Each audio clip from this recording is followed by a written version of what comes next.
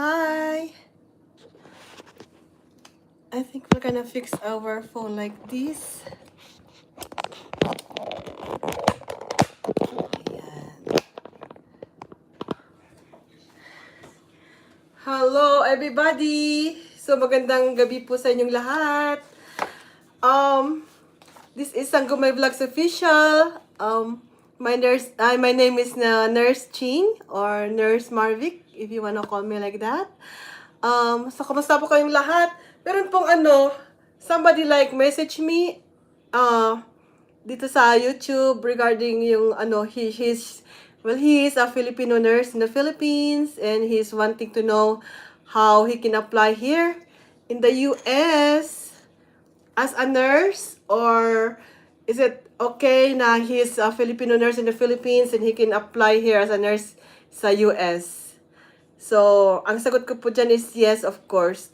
Anybody who is a nurse sa Philippines can apply po as a nurse na magtrabaho po dito sa Amerika. As long as you graduated in accredited College of Nursing, nakapasa po kayo ng board exam, then you can always apply for a job as a nurse po dito sa Amerika.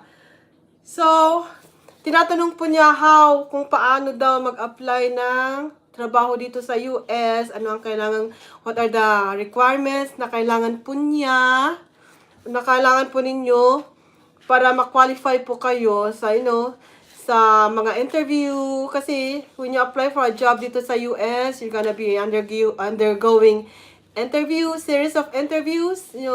Nung time po namin, that was in, matagal na po, how many years ago, yeah, we did like 1 and 2 or 3 interviews. May preliminary interview, tapos my final interview, di ba? So, and that was in Manila when we are still looking for a job po sa Manila naman for abroad. But for me, I was interviewed po sa Ireland when we are in Ireland for the USA. So, pero pareho lang din, ang processing is the same. Whichever part of the world you are, if you are in Ireland or you are in the Middle East or maybe you are in the Philippines, the requirements are still the same. So, pag nasa Philippines ka, you have to meet the basic requirements. Mga basic requirements, you have to make sure that you finish your schooling 4 years, yung bachelor's degree sa College of Nursing. Ayan, tapos makakapasa po kayo ng board exam. You have to take your exam. And then, if you are thinking about applying for a job in the USA, ito po yung kailangan nila, You have to meet the basic requirements. Tapos CGFNS, sila po ang mag-evaluate ng credentials mo. And then you have to pass a licensure exam. Dito, yung NCLEX RN, yun pong tinatawag nila, NCLEX RN, registered nurse. And then you have to find a registered nursing position. Whichever part po ng US po, ninyo gustong mag-apply. So, ito, ipapakita ko po muna yung ito po yung map ng Amerika. Yan. This is the map of the USA. Ayan po. So, ang largest state po ng Amerika, of course, is Texas. Kita po naman ninyo yan, ang laki-laki. Ayan. Dito po kami nakabase sa Kentucky. So, ang Kentucky po is here. Tingnan nyo, ang lit-lit ng Kentucky, no? Pero ang laki-laki po niyan. Kasi ang USA is napakalaki po na country yan. So, there are 50 states po sa USA. So, kita nyo naman lahat yan. Ang nasa labas po, ito ang mainland na tinatawag po nila. Itong Alaska, nasa labas po yan ng mainland. Tingnan mo yung Alaska nandito sa baba, Ito ang Pacific Ocean. So, ang Hawaii is andito rin. Ang Hawaii ito, malapit na sa Philippines yan. Ang Philippines is down here. Yan. Ang the lower part po ng Amerika is sa Florida. North part is dito. North Dakota, mga ganyan. East Coast, dito. Ang dami mga Filipino nurses po dito sa East Coast. Yan, sa Pennsylvania. West Virginia, Virginia, North Carolina, South Carolina sa baba, Pennsylvania, sa taas po New York, yan, Rhode Island, Connecticut, New Jersey, Maryland, Delaware, Washington DC, tapos Massachusetts, Maine, tapos New Hampshire, tapos Vermont sa taas. Vermont. Dito pa ako sa Vermont unang na na-register as a nurse, pero dito pa ako nag-work as a nurse sa Kentucky. So, registered po ako na nurse dito sa Kentucky. So, ayan, tapos dito pa, Washington. Dito palagi pang snow ditong area. Ito ang California, oh. So, this is California. And dito po yung California. Malaki rin siya, no? Ito ang state na dito na talaga sa Pacific Ocean. Yan. Ayan, maraming Pilipino ditong area. Tapos Nevada, Arizona. Dito sa west. West naman dito. Arizona, New Mexico. Tapos Texas, pababa na po yan. Dito sa Utah, yan, palaging nag-snow po dyan. Sa Colorado, Wyoming, Idaho, Oregon, Seattle, Washington, yan, Montana, North Dakota, South Dakota, Nebraska, Kansas, Oklahoma, Colorado, dito ang Louisiana, Arkansas, Mississippi, Missouri, Iowa, Illinois, Minnesota, Wisconsin. Tapos andito naman yung mga Lake Michigan, Lake Superior, Lake Huron, Lake Erie, Lake Ontario. Tapos Michigan, Indiana, Ohio. Ang katapi po ng Kentucky is Indiana, Ohio, Illinois. Sa left niya is Arkansas. Tapos sa baba is Mississippi, Tennessee. Tapos Mississippi, Alabama, Georgia, yung mga neighboring states natin. Of course, Tennessee ang pinakamalapit sa atin, North Carolina. Tapos sa baba is South Carolina. Tapos sa gilid-gilid is Virginia, West Virginia. Tapos Ohio, Indiana sa taas.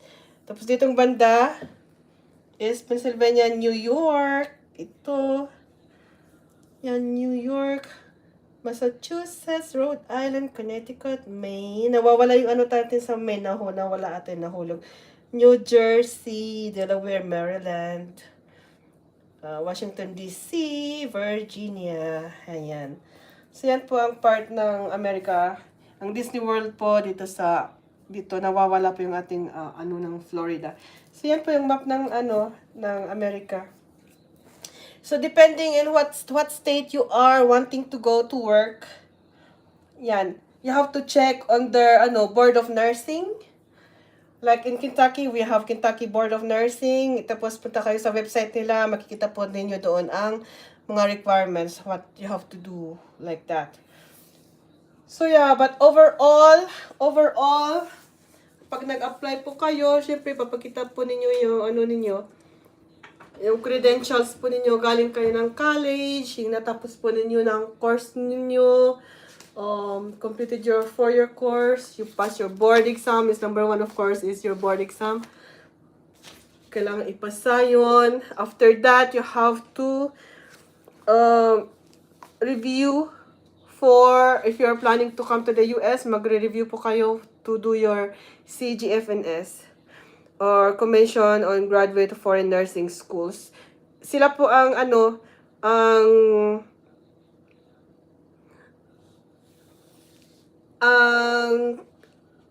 nag-approve, it was approved by the US Department of Homeland Security to validate. Sila po nagva-validate ng credentials para sa 9 foreign healthcare professions for occupational visas, including registered nurses. Tayong mga registered nurses, sila po ang nagva-validate. Yung mga credentials po natin, chine-check po nila. So, we have to complete the CGFNS visa screen, credentials assessment. Tapos maghahanap po tayo ng kung saan state nga po kayo mag-apply ng trabaho. Maghanap po kayo ng employer. Marami pong mga agency ngayon na dito sa US na certified ethical recruiters na nagre-recruit po ng mga nurses around the world kasi nga kulang na kulang ang Amerika ng mga nurses. So, pag pupunta po kayo sa website nila, andun po, ang dami-dami pong ang dami pong mga, andito yung mga listahan ng mga mga certified. Huwag kayong mag-apply sa mga hindi certified. You have to make sure that they are certified na mag-hire po ng mga nurses sa Pilipinas or anywhere else in the world. So, bago kayo mag-apply ng agency, make sure that they're all in the list. So, some of our friends who already arrived here in the US, ang isa sa agency po nila na in-applyan is, nakita ko nandito nga yung pangalan nila, naka-register sila. Dito, Conitex USA, AIM and Healthcare, yan certified po sila since 2015. Nakalagay po dyan certification nila. So, Conitex USA, meron po silang Facebook page, Conitex USA. Ang dami na pong dumating dito. Dito lang here in Louisville, Kentucky, marami ng mga dumating na Filipino from this agency. Pero this is not the only agency that is hiring, guys. Marami pa pong nag-hire. So, all you have to do is look around. I-check lang po ninyo. How do you do that? You have to go to yung website. Asan ba ito? Pumunta po ako ng website ng CGFNS at tapos nandun, nakalagay na lahat doon yung mga registered. Tapos hayan nga, ang nakalagay dito, how to work as a nurse in the US, meet the basic requirements. Ayan. Ito, babasahin ko na lang sa inyo, ha? As a foreign educated nurse, kagaya natin ng mga Filipino nurses, seeking to work in the United States, make sure you follow US federal immigration law that you met the basic educational and or professional requirements. Oo naman, check talaga nila yan. So, immigration number 1, in order for you to legally migrate to the United States, you must meet federal requirements listed dito. Nakalagay dito. Number 1 is, US law requires nurses to complete a screening program before they can receive an occupational visa. Kasi ang visa na binibigay nila sa atin is, sa mga nurses, ang binibigay nila sa atin is immigrant visa. Diretso na po yun. Kasama na po doon yung ating mga pamilya. Like, if you're married, kasama na doon yung mister mo, kasama na rin, isasama mo na rin doon yung mga anak mo, yung mga legally children mo, yung mga anak mo. Kung single ka, single ka din. Pero ang binibigay po nila sa atin na mga nurses is immigrant visa or green card. Yan. Tapos, number 2, si JFNS is approved by the US Department of Homeland Security to validate the credentials of 9 foreign healthcare professions for occupational visas, including registered nurses. Yan. So, tapos, i-complete po natin ang CGFNS visa screen, visa credentials assessment service will satisfy the screening program requirement. Tapos, ang last but not the least is maghanap ka ng employer. Ayan. So, balik po tayo. Balik po tayo dito sa educational at saka professional requirement, ha? Ito nakalagay ito talaga sa listahan nila, So, ayan, English ito. So, in order to seek work as a foreign educated nurse, you must demonstrate at least some of the following. Kailangan daw i-demonstrate, ita-translate ko na lang sa Tagalog. Kailangan i-demonstrate daw at least isa sa mga ito. Ikaw ay nakapagtapos or you graduated from accredited nursing education program in your country of education. If you're from Philippines, then of course, from the Philippines. Tapos, ikaw ay lisensyado bilang registered nurse dyan sa Pilipinas or sa another country kung saan ka man nag-graduate. If you graduated in India or in parts of Africa. Kasi marami tayong African nurses din na dumadating dito. Maraming Indian nurses din from India. And then, you have practiced as a registered nurse for at least 2 years bago ka syempre nag-apply dito. Yes. Tapos, ito pa ang requirements nila. Some foreign educated nurses must demonstrate their proficiency with the English language by taking an exam such as the test of English as a foreign language. Ito yung tinatawag natin na TOEFL. Kasi 'di ba sa Philippines, we speak in Tagalog, so we have to take this test. You just want to make sure that we're proficient in English, reading, writing, and speaking. Magaling naman ang mga Filipino kasi English is our second language na because our textbooks are all in English language. So wala talagang problema. You can pass this one. And then also, this is another one. Aside from the TOEFL, you can also take the test of English for International Communication. Ito, or the International English Language Testing System, IELTS Academic. Ito po yung tinake ko sa Ireland, because this is where, in Ireland, doon po ako nag-take ng IELTS, kasi doon ako nagtrabaho before I came here. So, ano siya, may written, tapos mayroon siyang verbal, yung interview, written at saka oral interview. So, but this doesn't apply to all of the countries depending. So, there are exemptions depending on your country of origin. So, depende kung saan country po kayo galing. Kung English-speaking country na po yung country na pinanggalingan ninyo, like in Europe, you don't really have to do this one. This is only for the countries in Asia, where we don't really, where English is our second language. And that is step 2. Step 2 na tayo. CGFNS evaluates your credentials. Ito, babasahin ko na lang ha. State Board of Nursing. Yung State Board of Nursing require that you first apply to CGFNS International Incorporated to have your academic and professional credentials evaluated to ensure that your documents are authentic and that what you've learned is comparable to US nursing standards. Pareho lang naman ang Philippines. Yung education po natin is kapareho lang po ng US standards dito. Kaya kung nakapasa po kayo ng board, pagdating po din dito, pareho lang. Kasi ang ginagamit din natin na books is yung Mosby's, yung Kaplan, mga ganun din. Yung reviewer natin. So, pareho lang din.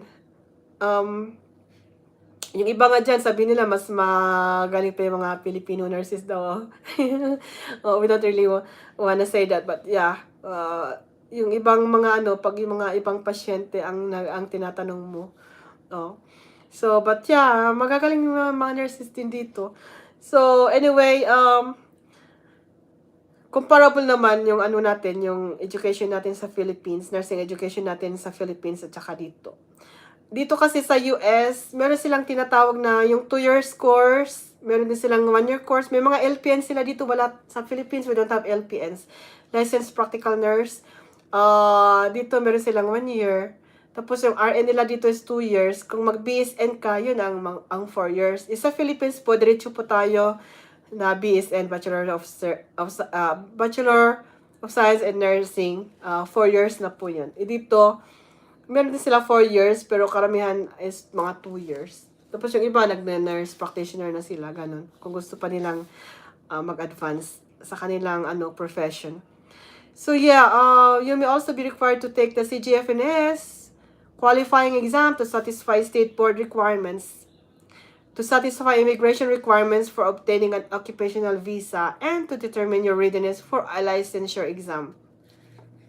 Mas maganda po talaga, it's really advisable at saka nire-recommend ko for you or anybody na gustong mag-apply dito sa US na nurse dyan sa Philippines. Habang fresh pa kayo, halimbawa you just graduated from college, tapos you just finish your board exam and you pass it. Mas advisable, mas maganda talaga if you will go ahead and apply and take your CGFNS kasi fresh pa. Siguro din, mapapasa mo ko agad. Ang CGFNS is written exam po yun. Ang NCLEX RN is in computer. Pag pupunta na po kayo dito sa US.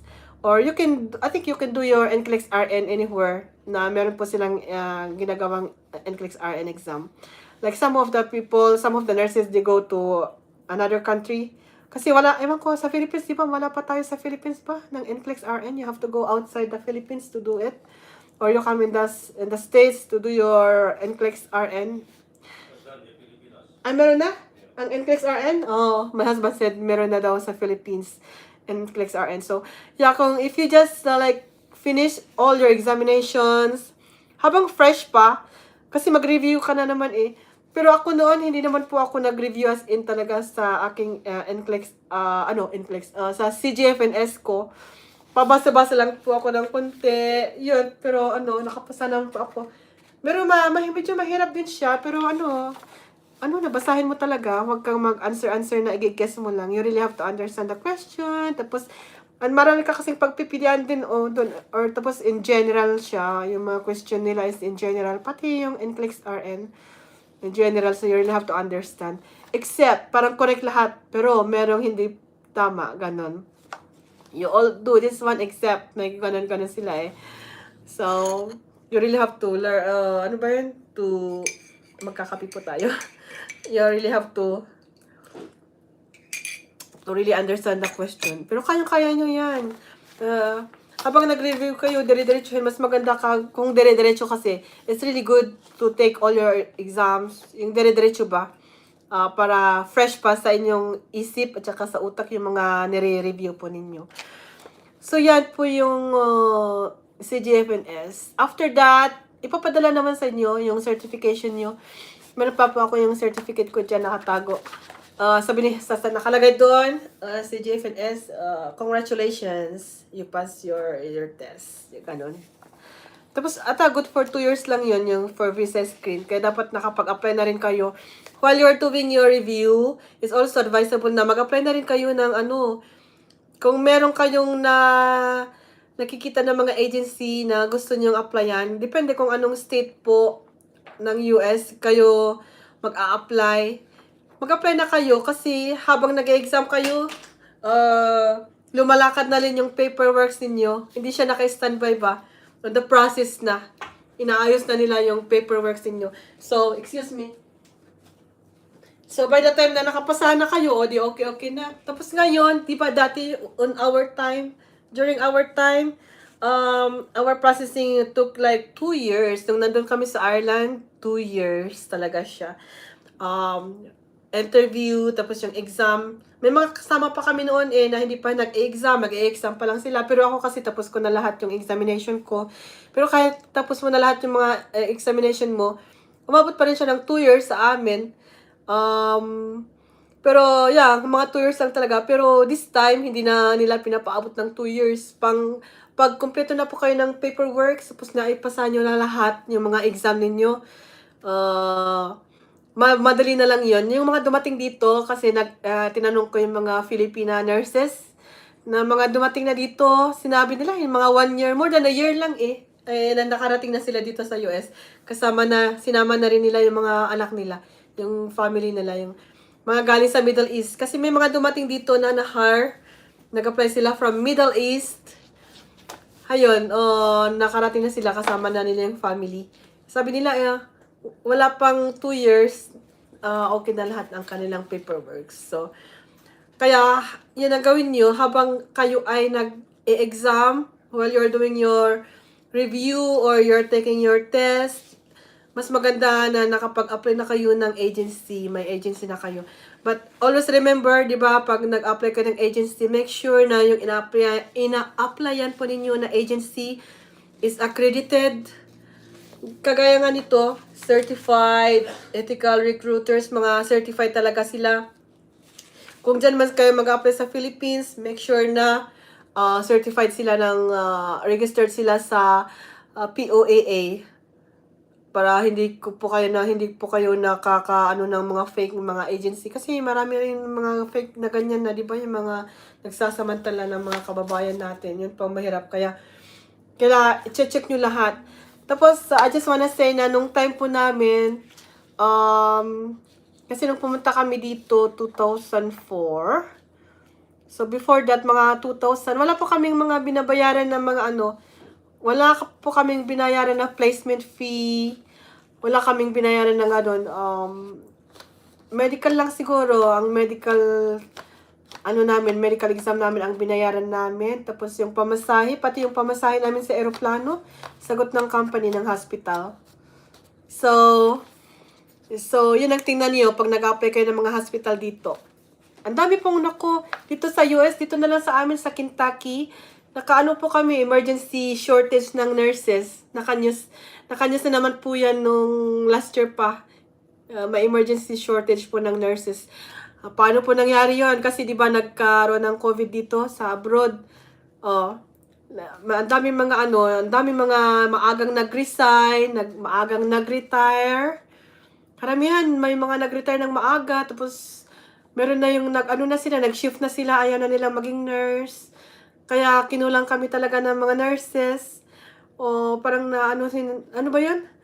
Na natakot sila sa yung time ng COVID kasi di ba grabe, dire-diretso ang trabaho. But we're so thankful to God na okay naman yung mga Filipino nurses. Wala pa tayong na balitaan. We haven't heard any story yet about Filipino nurses na namatay dahil sa ganyan. Meron siguro pero hindi marami. No? So, yun po. We're so thankful to God. Kaya yun. Kaya lahat po ng states dito sa US, I'm showing you this is the map of America. I got the map here with me. There you go. Tingnan nyo na yan. This is the map of the USA. So, it's up to you. If you are a Filipino nurse, whatever part of the US would you want to go? You wanna go to the East Coast? Dito po yung East Coast nila. This is the East Coast.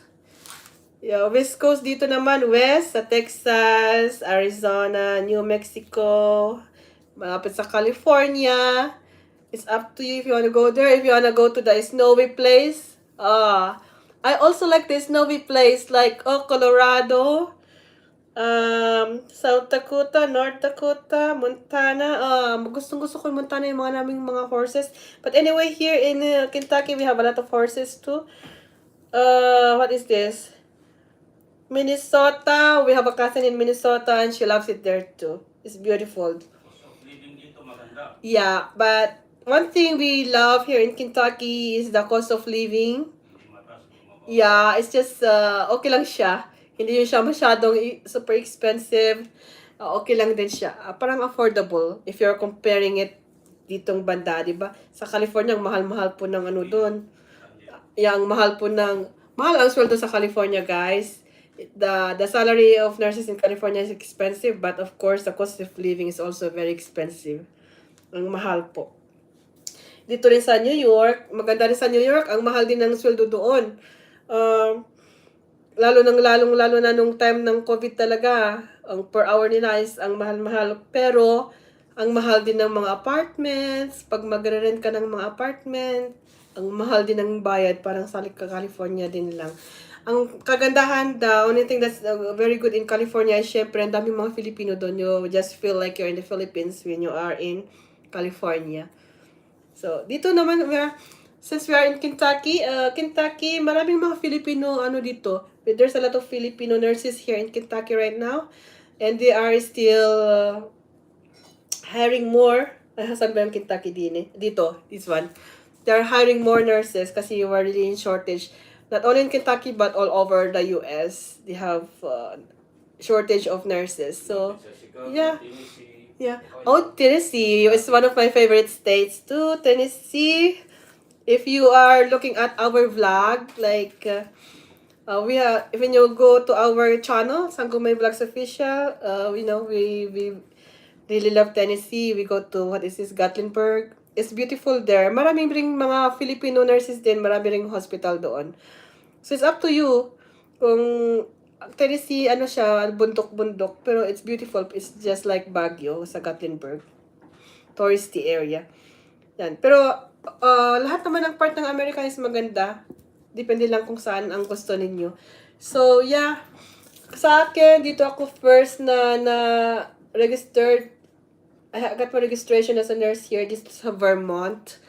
But, I don't know why I didn't really work in Vermont. But anyway, I'm working here in Kentucky. So, dito ako. But I can always go back there if I want to. Sabi ng anak ko, Mom, why did you not work in Vermont? But I don't know. But that time, I think the hospital really needs me here in Kentucky. So, I'm in Kentucky. So, Yeah, but the good thing is, ang importante is makapunta kayo dito sa US. You can always move around. Once you are in the USA, you can always like go here. Like kung ayaw nyo sa California, you can always go to Arizona. Or if you change your mind, you wanna go see the snows as well. Well, California have snow too. Like on the mountainous part of California, they have snow on the lower part of California, like San Diego and everything down here, where some of our Filipino batches. I have classmates who are working in San Diego, California. Oh, they love it there. Gustong-gusto nila ditong banda. Iniwan na nilang Chicago. They came from Chicago. Chicago is always snowing and it's always cold and it's always windy. So from Chicago, they moved to California and San Diego. So they love San Diego. So they are now in San Diego. So but for us, we stayed in Kentucky. And we have a lot of friends here. We have a big Filipino community here in Kentucky. Here in Louisville alone, there's a lot of Philams. I mean, how do I say that one? Filipino. They have organizations, but I don't really go to the organizations. During Christmas season, they have like Christmas parties and stuff like that. And it's a big Filipino community. It's actually mix. So there's like from Luzon, Visayas, and Mindanao. And we also have Filipino church.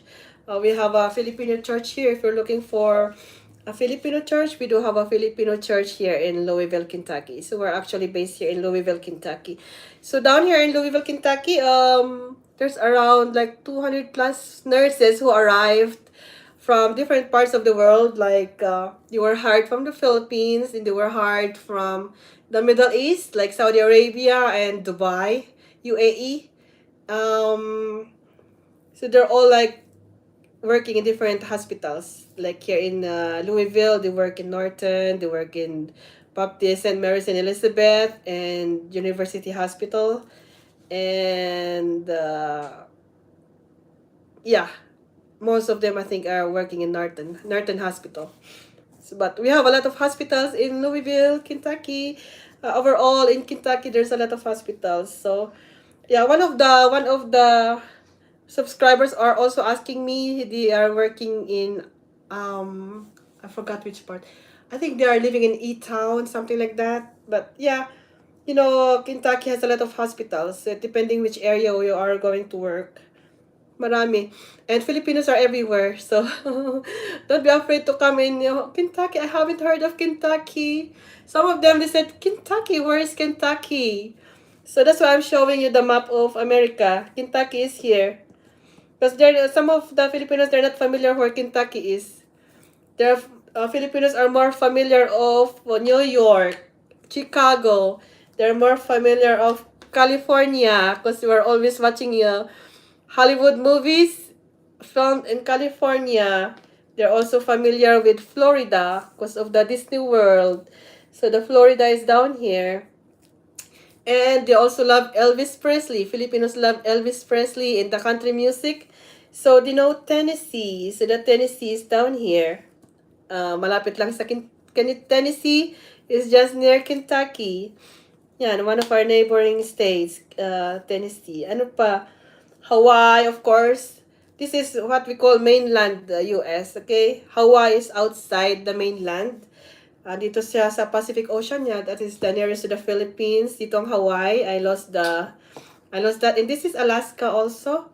There are also a lot of Filipinos in Alaska. Juneau, Alaska. Yeah. Some Filipinos are also working there, not only nurses, but also teachers. We know of our sister. She went to Alaska. And they're working as Filipino teachers. So they're also short of teachers. So they're telling us they're not really, I think they're on the outskirts of the city. Like they're near Anchorage, Alaska. The nearest airport is Anchorage in the airport. So they are actually outside. So I think they're the only Filipinos there too. But it's a nice, beautiful country, Very helpful daw yung mga taga doon. So, they're enjoying their stay. Hopefully, they'll be able to move here in the mainland in the near future. So yeah, so whichever part of America, oh, you love Virginia, Virginia, there's a lot of Filipinos in Virginia.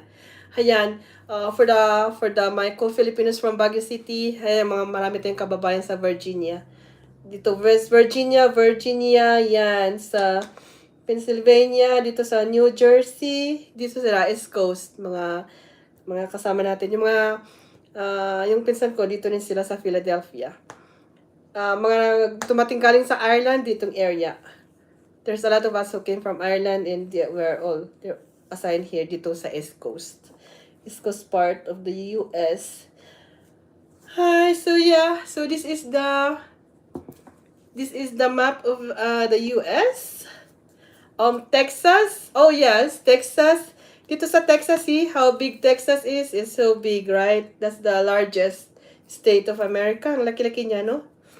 Everything is big in Texas. Sabi nga nila eh. Yan, pati mga bahay nila, houses there are so big. We have friends who are working there too.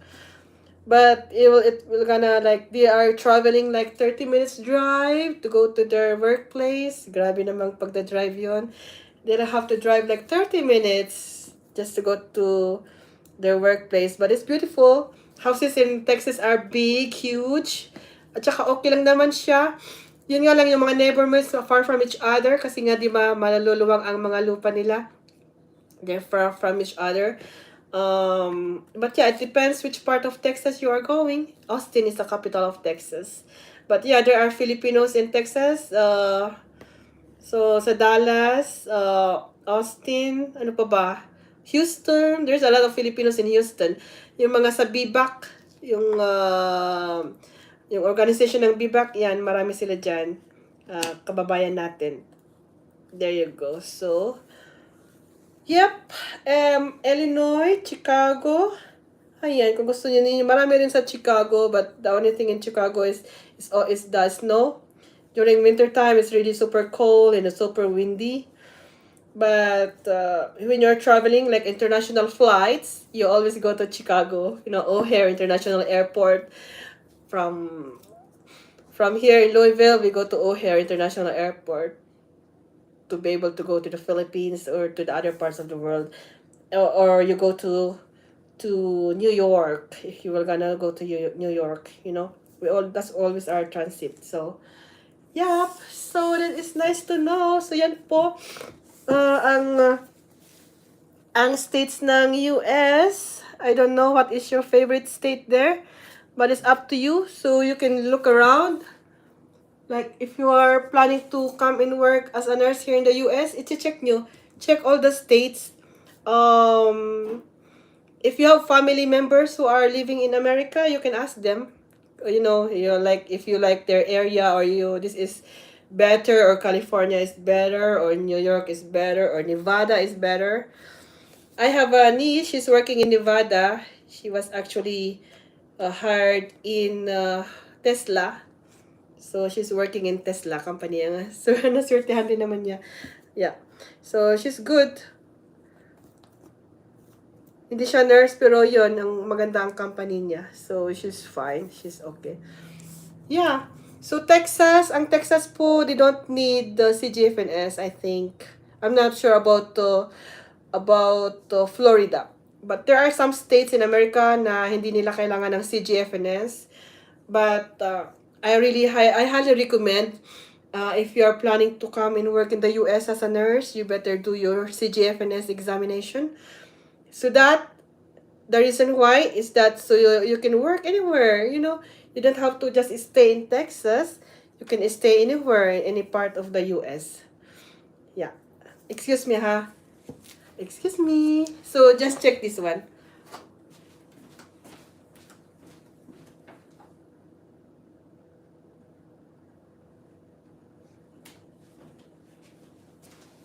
There you go. So, yep. What else do we wanna say? Yeah. Once na CGFNS certified kayo kasi, you can always go work anywhere. You're not only confined in one state, you can always work in another state. At saka dito sa US, meron silang tinatawag na ano ba yun? You can always use your license. Like in Kentucky, we can use our license in another state. Depende sa kagrupo ng ating license. Compact, where I'm talking about compact license. So like in different states there's like compact states wherein if you're a registered nurse here, you can always work here as long as it belongs to your compact state. And then if you wanna stay in that state for a long time, then of course you have to register yourself. So you're going to change your address, like if you're going to stay there for good, like you really like the place and you wanna stay there. So yeah, you can always use your license here to here and there. So it depends. You have to check the website, like whichever state you're going to. Check the website and check for the compact license. That's how we call it. Yep. So, ayan. So, i-check po ninyo yan. So, this is the western part, west coast. This is the east coast. Dito, malalamig po dito. Nag-i-snow. Oh, we're gonna have a snow next week. Sabi ni Ryan. Ryan Hall, yung taga dito sa Kentucky na nag-ano ng weather forecast. May snow daw tayo next week. So, yung snow po, pag nag-snow po talaga siya dito. Pero dito sa Kentucky, hindi masyado ang snow dito sa Kentucky. It doesn't really snow bad here in Kentucky. Like if it snowed today, and then the next day, it will gonna be okay. Nag-melt na siya. The snow doesn't really stay longer. It just depends on the weather. Like if the temperature is really down, then the snow is still there. But the next day, like if it snows today and then tomorrow is sunny, then of course the snow will gonna melt, like that. But if you go to this area here, this side here, they really have very bad snows in here, like here in this area here, Colorado, Utah, mga ganyan. Grabe ang snow nila. Tapos dito rin sa bandang ito. Dito. So it depends which part is going. Kanyan siya. Or the whole state. Sa Texas nga it doesn't really stay. Hello, Nak. You just woke up. I'm talking about the US. Which part of the US snows all the time, Anak? Yeah, here. Looking at the calendar. I mean the map. It's always snow here, no? This area here, the Colorado, Utah. It's the ones that are always near, like, there's Rocky Mountains, and then the Alps, or something like that. And then on this part here, yeah. And then whatever mountain sides here, the Appalachian. Yeah. Yan. Sabi ng ating anak. So, but I really like snow din. Maganda ang snow.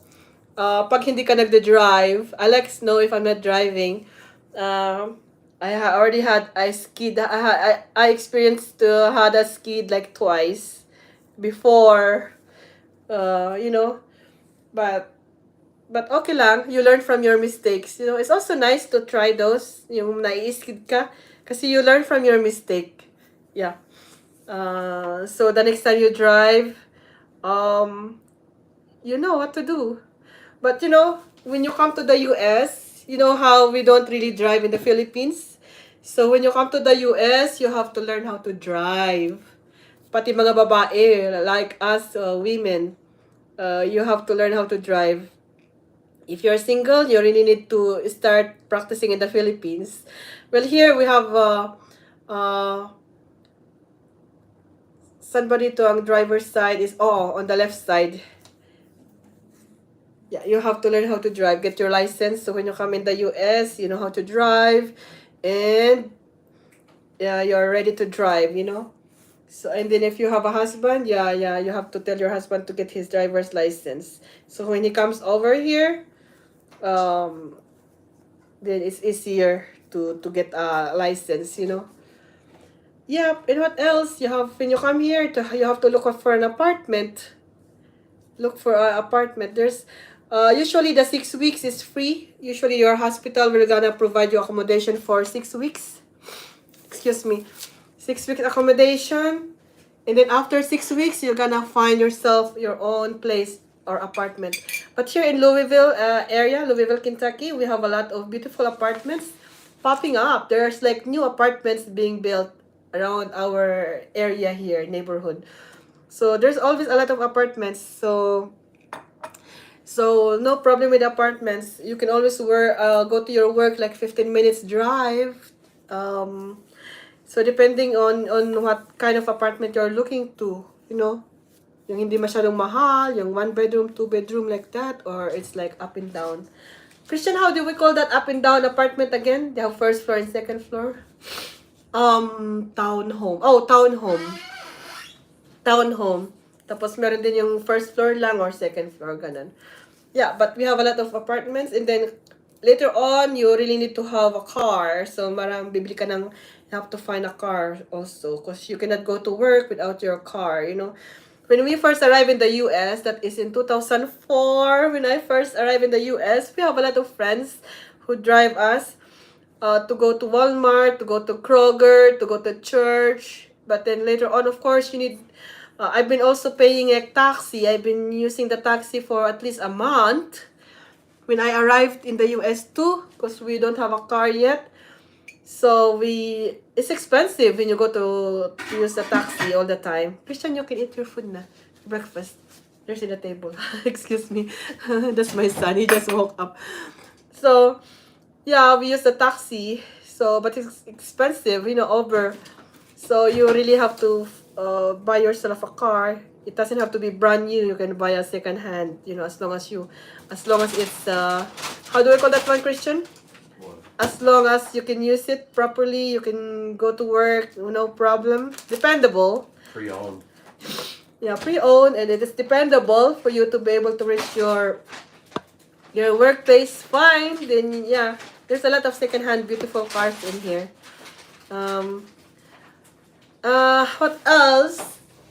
And yeah, don't worry, because there's a lot of Filipino communities in here. We have Filipino stores also, Asian supermarkets, because we are always looking for rice here, even abroad. If you're living abroad, you like rice and stuff like that. There's a lot of Filipino stores, and there are always Filipinos here who can help you.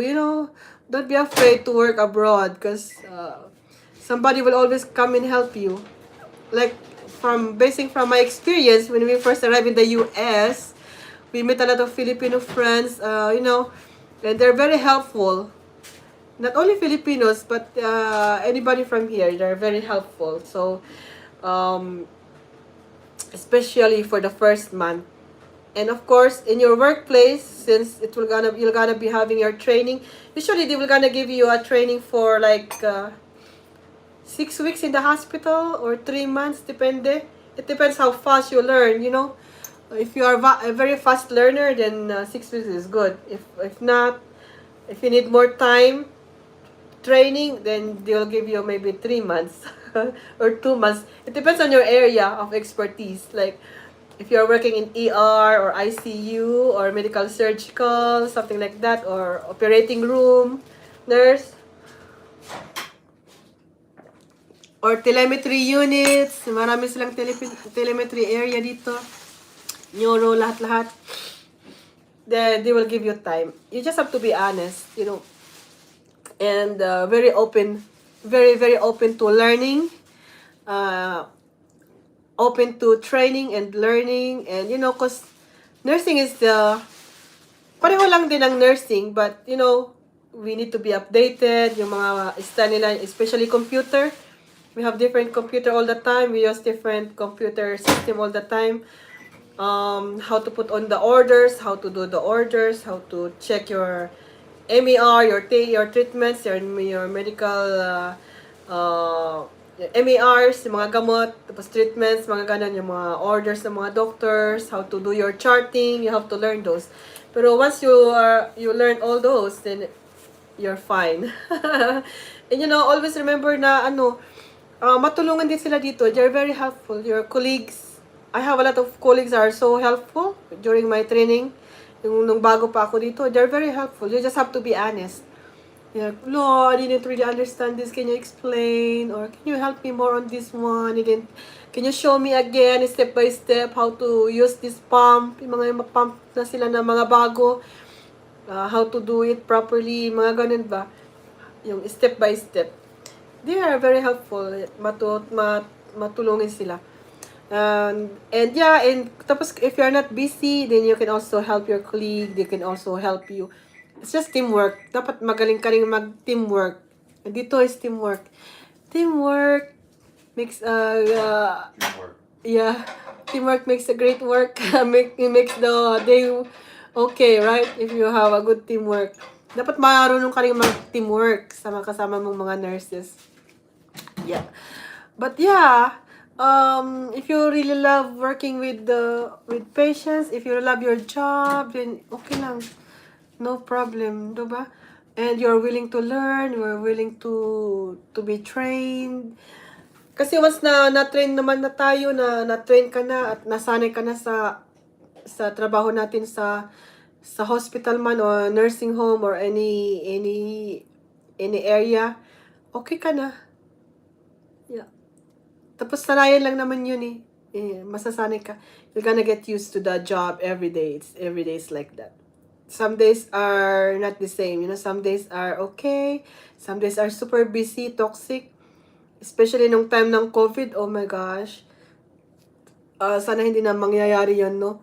I think it's one of the worst time, yung time ng COVID, because we didn't even have time to go to the bathroom. We didn't even have time to break like that. And then you have to go back again tomorrow.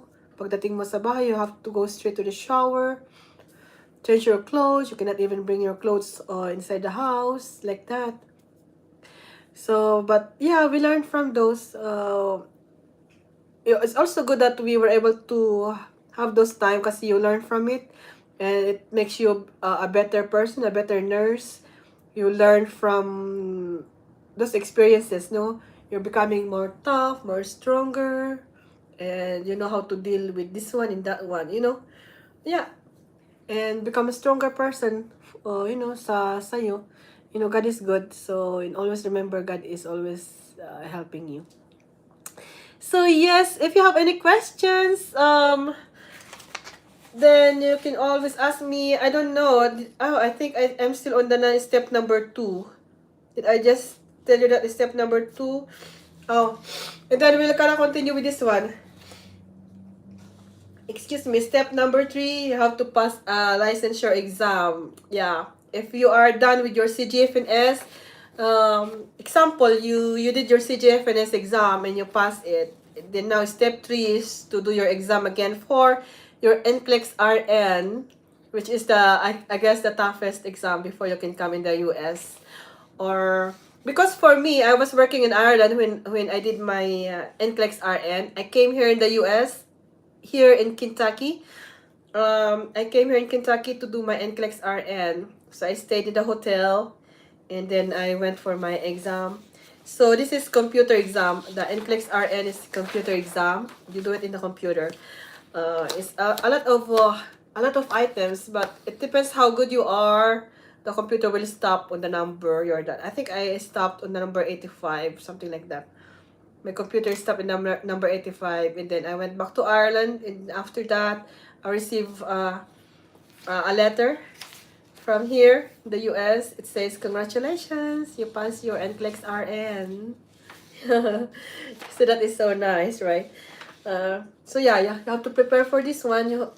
That's why I told you, while you are still doing your CGFNS, and you finish that and you pass it, go straight into your NCLEX RN while everything is still fresh in your mind, You don't wait for like 1 year before you will think of doing your NCLEX RN. No. While you finish your CGFNS and you pass it, go ahead and do your NCLEX RN para fresh pa. So there you go, and then you will likely need to pass your NCLEX RN to become a registered nurse in the state you are thinking to work. Like if you are working in Kentucky, you have to pass the State Board of Kentucky in any part of the state you are going, So you have, like right now, you have to think, which part of America am I going to work? Am I going to work in California?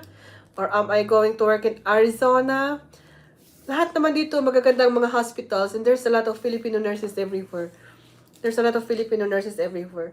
Sa New York, maraming mga Filipino nurses dyan. Virginia, may mga friends tayo dyan, mga kabatch. Pennsylvania, o yan.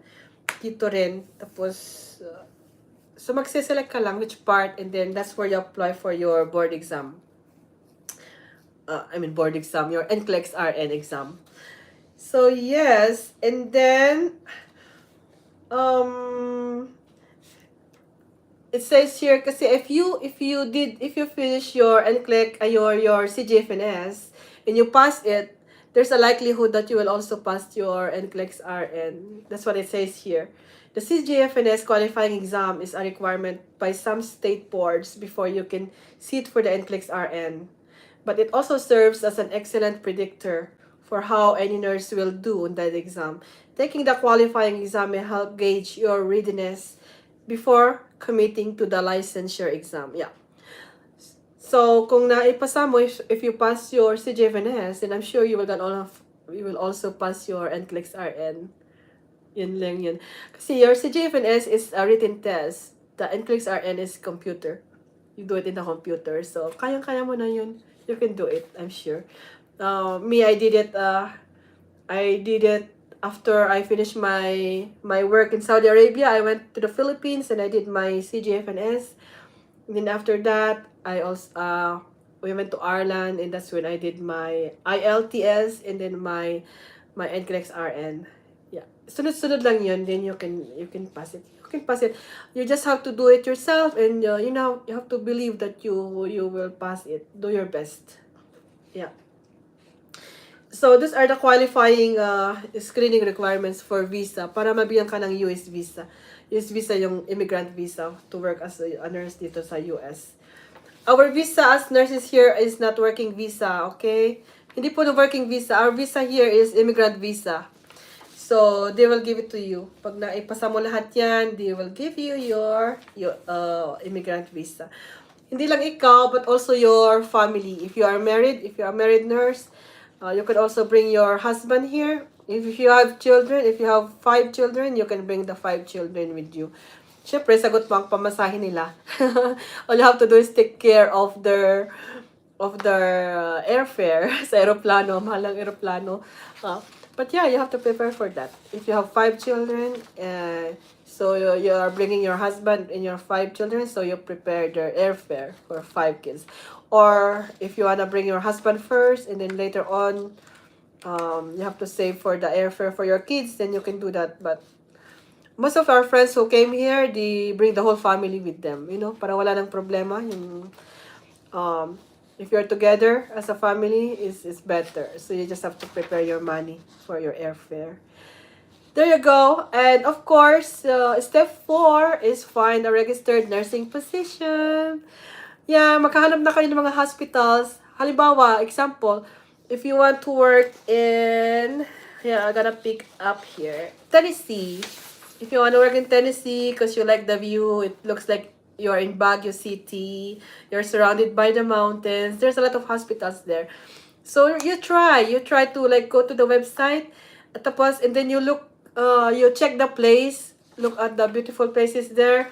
I-check nyo yung cost of living. Don't forget, always check for the cost of living of that place, Hindi dahil mahal, it's not because the place is beautiful and you like it, but also it's also nice to know the cost of living there. You compare the cost of living here in California compared to New York, and then compare to Kentucky or Tennessee, Colorado, or Nebraska, Iowa, something like that. You make comparison, and then from there, then you base your decision, But here, like example, here in Kentucky, we have a very good cost of living. Hindi siya masyadong mahal. Yung mga bahay dito, if you compare the houses here, comparing it to the houses in California, ay mas mura dito sa Kentucky. Kasi dito sa Kentucky, may mga bahay, there's like 3-bedroom houses, they are worth 100,000 plus. Sa California yun, milyon-milyon na, di ba? Ang mahal-mahal ng mga bahay sa California, milyon-milyon. The houses in California worth millions. You cannot afford.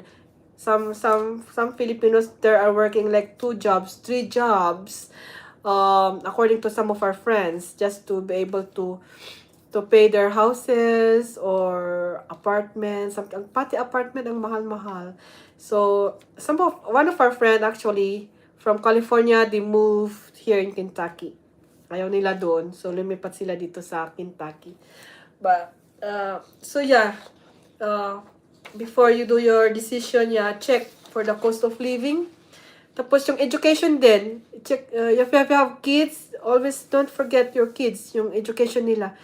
Check for schools, yung maganda ang school system ng isang state, mga ganun-ganun. Tapos ano pa ba? Yung community, the whole community, ganun. Tapos mga hospitals, tapos syempre kung magkano ang sweldo. Ang sweldo naman dito, maganda lahat eh. Wala pa akong alam na state na hindi maganda ang pasweldo nila. Tapos, ini-increase naman nila. They increase your sweldo every 6 months, ganun. It depende sa company na pupuntahan ninyo sa hospitals. Yeah, and it depends also on your skills. At dito pala tayo mga nurses, we renew our nursing license every year. Nagre-renew po tayo. And then before you renew your nursing license, you have to do your CE. For Board of Nursing dito sa Kentucky, we need to have at least 14 hours continuing education. You have to finish that before you can renew your license. So before the end of October, kailangang naka-renew ka na ng license mo. October 31, naka-renew na.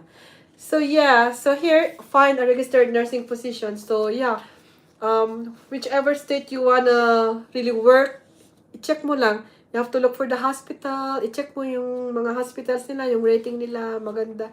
Yung mga reviews, mga ganun. Yung mga reviews ng mga pasyente.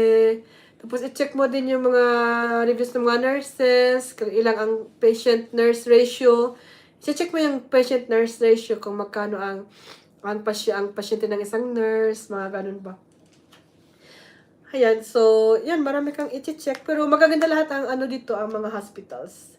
So here, after you met all the federal immigration requirements, have had your credentials evaluated by CGFNS, you met your State Board of Nursing requirements, and you have passed your licensure exam. Wow, you are now ready to begin working as a registered nurse in the United States. Wow, welcome to the US na. While it's not required, you may choose to work with a nursing recruiter to find a registered nurse job. These recruiters can also act as your US-based employer. Yeah, some of these recruiters, parang silang mag-hire sa'yo. I think they hire you and then parang sila ang employer mo. And sila ang mag-ano ng visa mo. They're gonna do the processing of your visa, mag-a-apply ng visa mo, and also your family. So, i-check mo. As I told you, andito nakalagay, you have to go to the website of CGFNS. Go to the website of CGFNS. Tapos, you go to this website ng, they have a long list. They have a very long list of certified ethical recruiters. Ito yung mga recruiters na nagre-recruit ng mga nurses around the world for the US. Tapos, i-check mo dyan and then check what agency you wanna go. I found the one that our friends came from, yung Connetics USA. Connetics USA. I-register sila, andito. Connetics USA and Healthcare. They're certified since 2015. So, hindi ko naman siya inaano, pero that's where some of our friends came. Yung mga nag-arrive na dito. There's a lot, like 200 something nurses who arrive. I'm not sure if it's all from this agency, but some of them are from this agency and they really like it. Okay lang naman. Ang masasabi ko lang sa mga gumagamit ng mga agency, especially if not from here, like if you are applying from the Philippines, make sure that your agency is really certified, ha? Make sure they're certified and make sure they are accredited by the POAA if you are using the ones in the Philippines. Kasi maraming mga fake mga ganun. So you have to beware. Yeah. you don't want to be taken granted by this mga nagha-hire na mga fake, di ba? So you have to be very careful, okay? So always be on the safe side. You have to go to the CGFNS website, and then you can see all lahat po ng lahat po ng accredited na agency nandun, yung listahan, ang dami-dami po. Magpipili po kayo doon ng maganda. Based po sila dito sa US. So, what our friends did, they submitted their applications online. Nag-online, ang interview po din nila is Zoom. Nagsusum ata sila. Online din ang interview po nila. Tapos, ang paperwork nila, sinasubmit din po nila online. Yun. Tapos, everything starts from there. As long as matatapos mo lahat. That's why I told you, you have to make sure you finish all your examinations.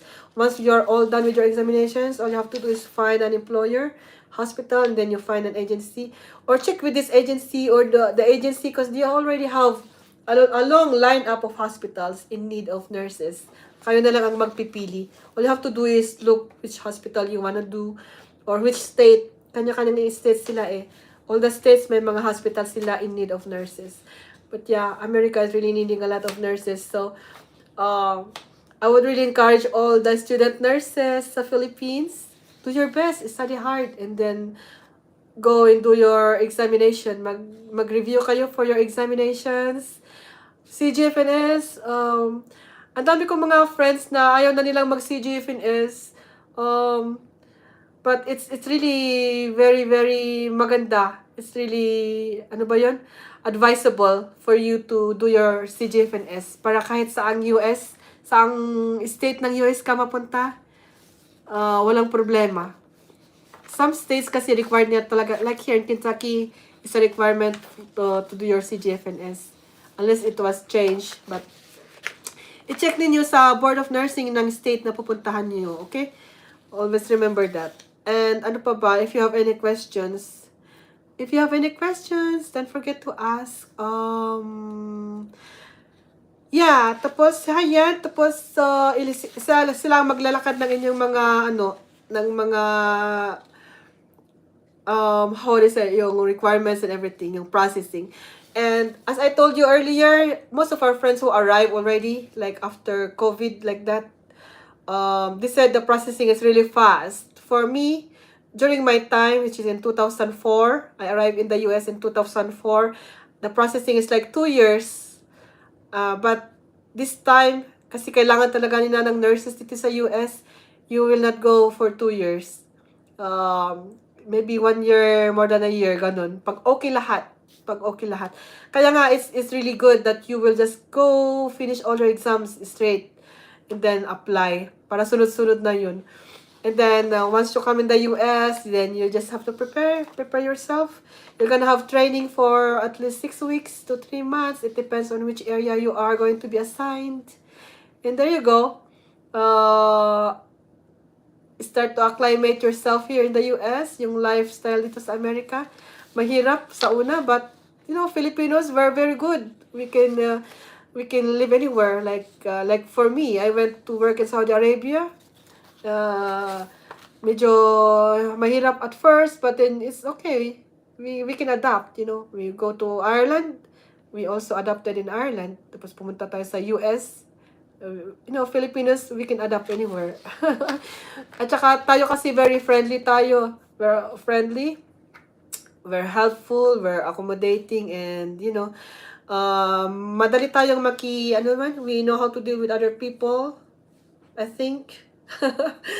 And we're just friendly like that. So, and we're very welcoming, just like we are in the Philippines. So, we learn fast, So, walang problema.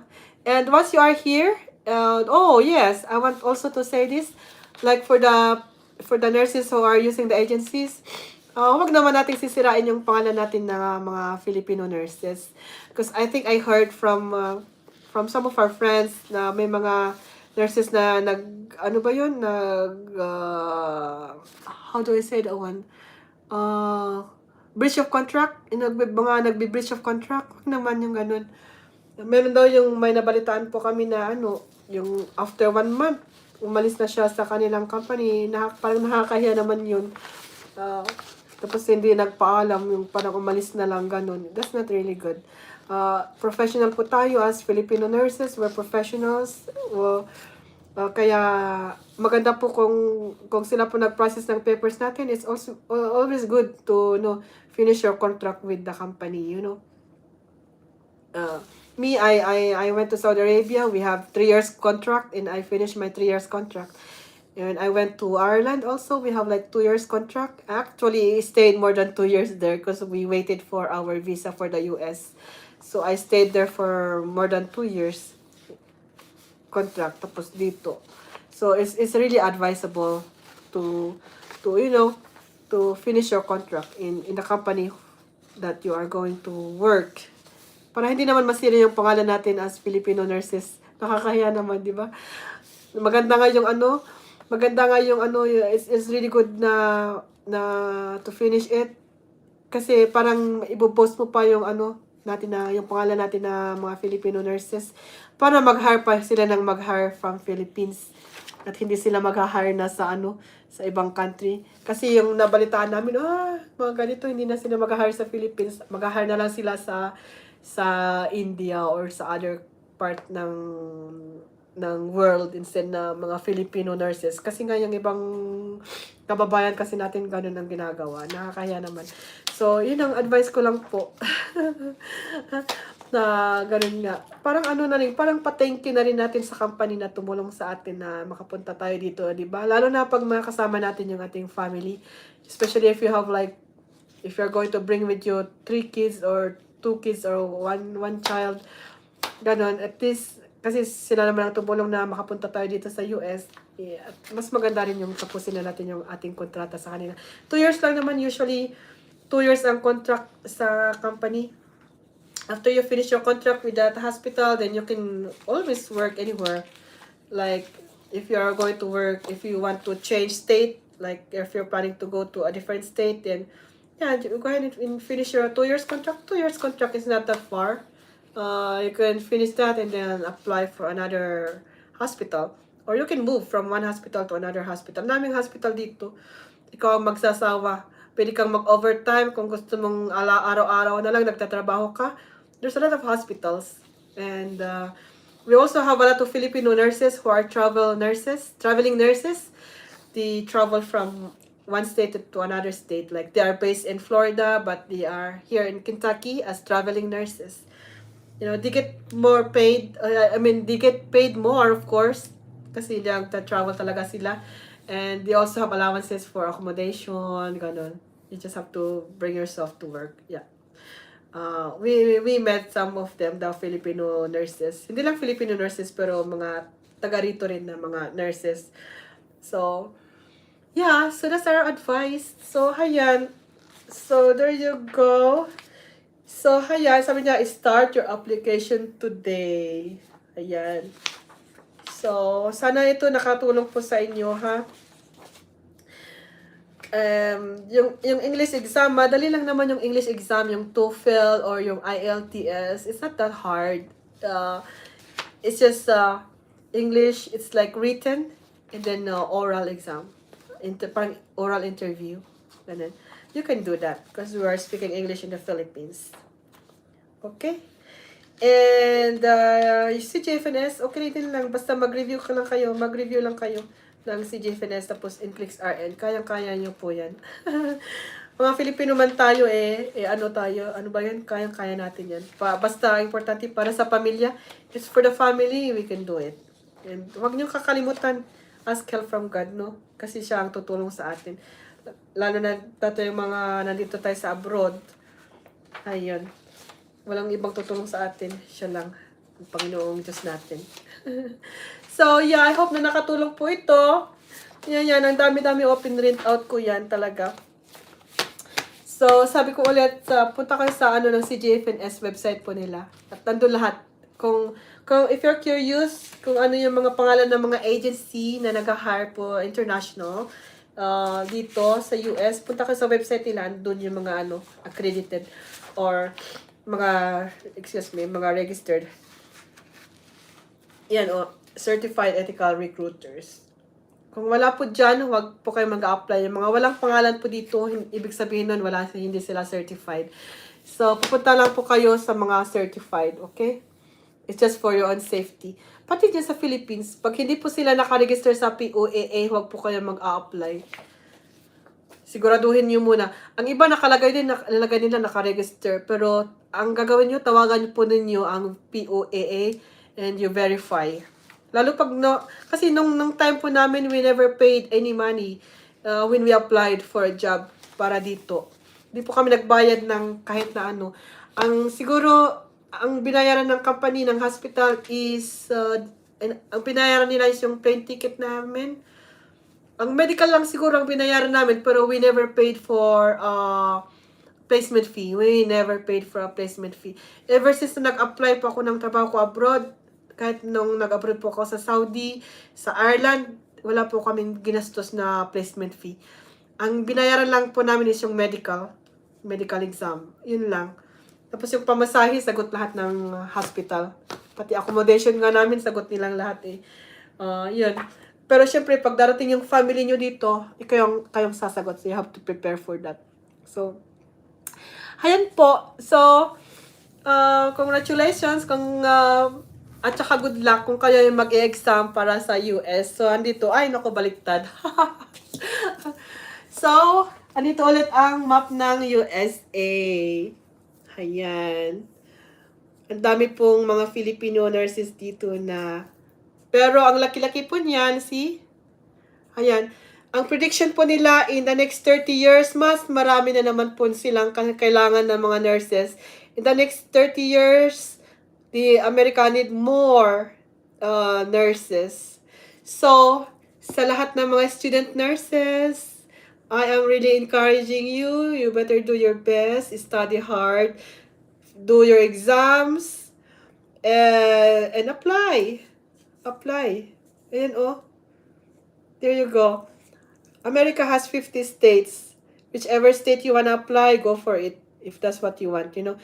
All you have to do is look for cost of living. Number 1, cost of living. Tinan nyo yung mga, kung may Filipino community doon. Yung rating ng hospital, syempre. Tapos mga review, hospital reviews nila ng mga pasyente. Tapos nurse-patient ratio. Check nyo po yan. Yan. Tapos syempre yung sweldo. Yeah. Ang importante is you can come here and then you can always move around once you're done with how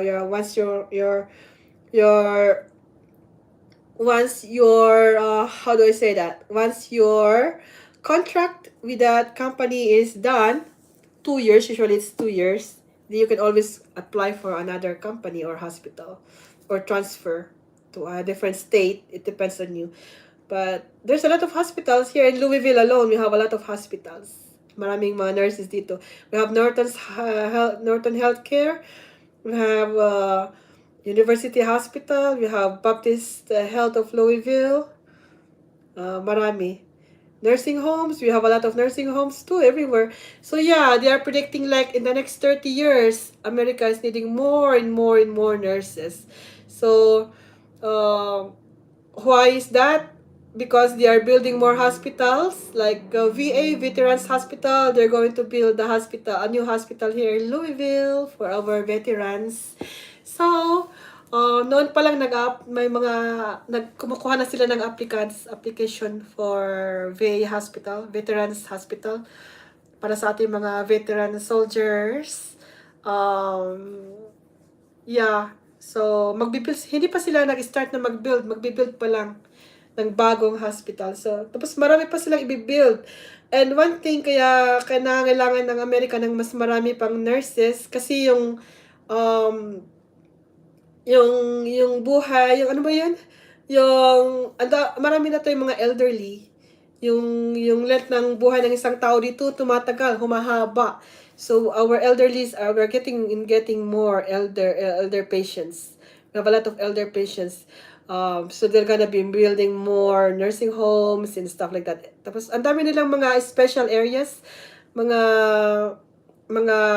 healthcare centers, mga ganun, na kailangan din nila ng mga healthcare professionals. So, we're not only needing nurses, but we're also needing caregivers, yung mga private caregivers, mga ganun. Marami ring mga dumating. We have a lot of friends who arrived from Israel, who are Filipinos. They are Filipino caregivers. They arrived from Israel. And their family are here also. So, oh yeah, for the caregivers, ewan ko kung anong agency din nila, but you can just look online to about caregiving. May mga private caregiving sila, tapos mayroon din silang mga company. But their visa is also immigrant visa. We have a lot of people who came from Israel, and their visa is immigrant visa, and their family was able to come with them as well. So ayan, so andito na sila. Kaya ang Filipino community natin dito sa Louisville, Kentucky is really growing, and is growing fast. I haven't really met a lot of Filipino nurses who just came recently. Maybe I met like 1 or 2 or 3 of them from the 300 or 200 nurses. But I have not really met most of them yet.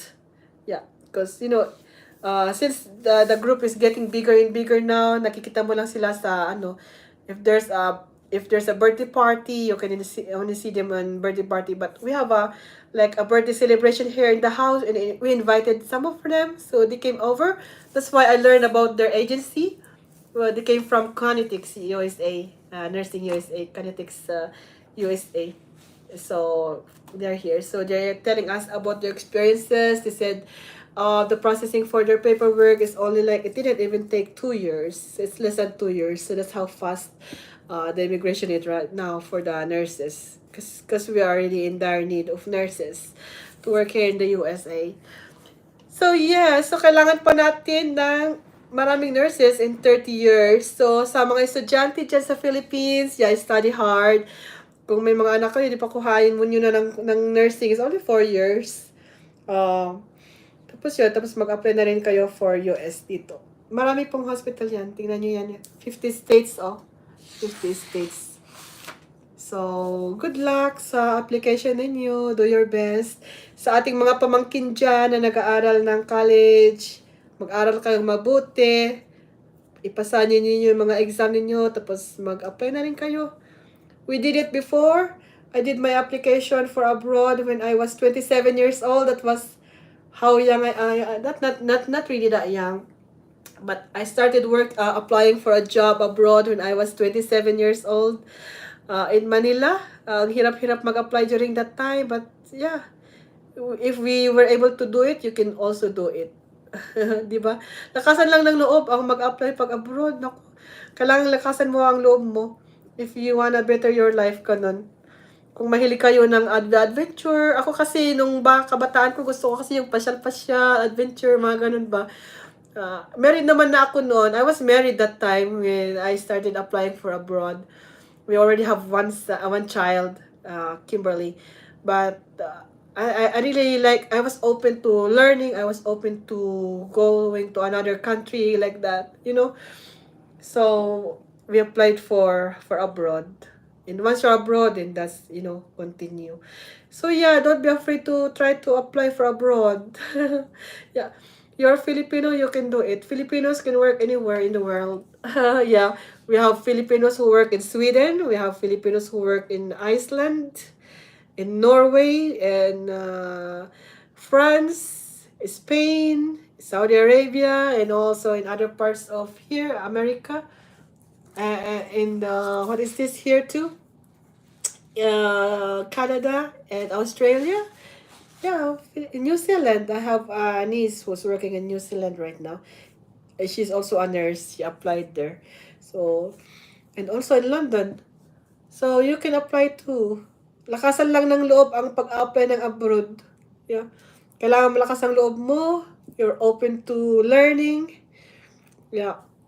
And, ganyan ang buhay. And then, of course, you will always go back to the Philippines. Huwag kalilimutan ang bansang pinanggalingan. Pilipino pa rin tayo. Yeah. We will always go back to the Philippines because that's where we came from. Yeah. So, mabuhay po tayong lahat. Happy New Year! Sana nakatulong ang vlog ko na ito. You can share it to your friends. At huwag kakalimutan, i-check niyo po yung, ako'y sinisipon. I-check po ninyo yung website ng ng CGFNS, andito. Andito lahat yung mga agency nila na accredited. Yeah. So, yan. So, yan ang gawin nyo, ha? Mag-exam kayo ng CGFNS, IELTS, and CLEX-RN. Once natapos nyo na lahat yun, you're good to go. Yeah. At saka, welcome! Yung mga papunta na dito sa US. Welcome to the USA. At saka, yung mga mag-exam, good luck sa inyong mga exam. Galingan ninyo. Kayang-kaya nyo niyang, ako, maraming naghihintay na trabaho sa inyo dito. Kayo ang magsasawa. Once na nandito na kayo din ang magsasawa. Kasi paano kung pagod na ako, ka-overtime, mag-overtime, pagod na pagod. Pero hindi naman tumataba. Ako kasi hindi ako nag-overtime. Kung ano lang ang regular schedule ko, yun ang trabaho ko talaga. Kasi kapag palagi kang nag-overtime naman, ang laki-laki ng babayaran mo rin sa tax, no? Minsan hindi naman worth it. Kailangan mo rin ng pahinga. Hindi wag mong gawing parang kalabaw yung katawan mo na araw-araw na lang nagtatrabaho. You really have to take care of your health too. If you're working here, you have to sleep good, eat, and you have to take care of your health. Kasi mahirap din magkasakit dito sa abroad, ha? Walang mag-aalaga sa inyo dito pag kayo nagkasakit. Lalo kung wala pa kayong family dito. If you get sick, walang mag-aalaga sa inyo. Of course, you have friends, pero iba yung may family ka parang sa Philippines. Yan din ang isang pag nandito ka sa abroad. But yeah, you can do it. God is there. God is with you. You know, this world is not our permanent home. Diba? Papasyal-pasyal lang tayo dito dito sa mundo. Kaya, we're just gonna live our life, earn and help our family back home in the Philippines, At saka, trabaho. So, yeah. So, hanggang dito na lang po ako. And just share this one. Share this to our co-Filipino nurses. Yung mga estudyante lalo na. Madali lang, 4 years is not that far, Mag-exam lang kayo. You can do your exam for a year. Pag dire-diretso kayo nag-exam, you can finish all your exam in just 1 year. And wait for another year and you'll be here in the US. Sabi niyo, tama nga pala si Sanggumay, si Nurse Ching. Andito na ako in 1 year, hindi nakarating na ako dito sa US. Tapos pagdating niyo naman dito sa US, kumustahin niyo rin kami dito, no? Mag-hello or hi. So, yeah. So, good luck sa inyong mga examinations, sa inyong mga interview. Madali lang naman ang interview. Tatanong lang nila doon yung mga skills ninyo. What do you do? What area is your expertise? Mga ganun. Tapos bibigyan kayo ng mga cases na kung anong gagawin mo, mga ganun. Kayang-kaya nyo yan. So, tayo pa mga Pilipino, tayo? Ano ba yun? We're open to learning. At saka tayo, hardworking naman tayo mga Filipino. We're known for being hardworking. Tapos hindi tayo mareklamo. Yung ibang lahi dyan, nagre-reklamo sila, pero tayo nakangiti pa rin tayo. Di ba? Kahit busy, nakatawa pa rin tayo, nakangiti pa rin tayo. We're still smiling, laughing, even if we are already toxic. Even if it's already like so busy. So, ganyan ang quality ng mga Filipino nurses. Yep. Tapos maasahan naman tayo. We can help our colleagues too. Natutulungan natin sila, natutulungan din nila tayo. So, hindi tayo yung mga nurses na madamot. Kung alam mo, tuturuan mo yung kasama mo, di ba? Ganun lang tayo mga Filipino nurses. So, yeah, just sharing, okay? So, ayan, napahapon na tuloy yung aking chika-chika. So, Happy New Year ulit. So, I'll see you next time, okay? Thank you so much for watching. Walang nagko-comment. But anyway, yeah, go for it. And good luck sa inyong application, okay?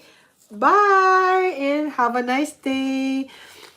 This is Nurse Ching from Kentucky, USA. Bye! Ayan, mag-i-end na ako, okay? Bye!